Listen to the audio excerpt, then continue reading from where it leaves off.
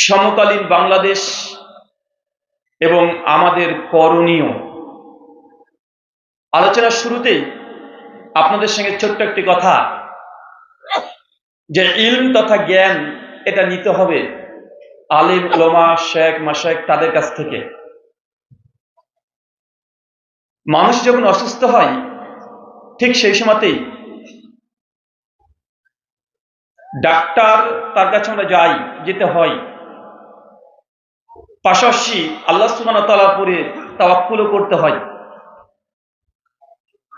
Doctor মূলত রোগীর অসুস্থতা বুঝেই সে সর্বাধিক চেষ্টা করে পরিষেবা দেওয়ার, অসুস্থ রোগীকে আস্তে আস্তে ভালো করে তোলার চেষ্টা করে।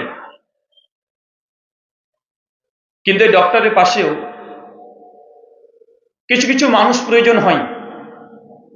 গোটা বিশ্বের ডক্টর যদি একত্রিত করে দেন একটা রোগীকে সুস্থতার জন্য, অবশ্যই সুস্থতা দেওয়ার মালিক আল্লাহ, তবে চেষ্টা যদি করে একটা অসুস্থ রোগী যতটা না দ্রুত সুস্থ হবে, তার চাইতে কিছু মানুষ থাকে দেখবেন যে অসুস্থ মানুষের পিঠে একটু হাত বুলিয়ে দেয়, মাথাতে একটু হাত বুলিয়ে দেয়, আর তাকে আশ্বাস দেয় ইনশাআল্লাহ ভাই আপনি সুস্থ হবেন।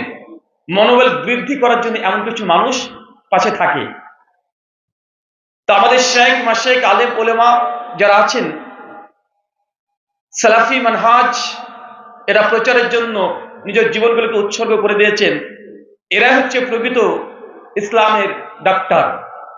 যদিও তুমি ডাক্তার না, তবে আমি হচ্ছে ওই ব্যক্তিগুলোর মতো যে পিঠে হাত বোলানো, মাথায় একটু হাত বলে একটু আশ্বাস দেওয়া যে না ইনশাল্লাহ ইনশাল্লাহ আপনি সুস্থ হবেন।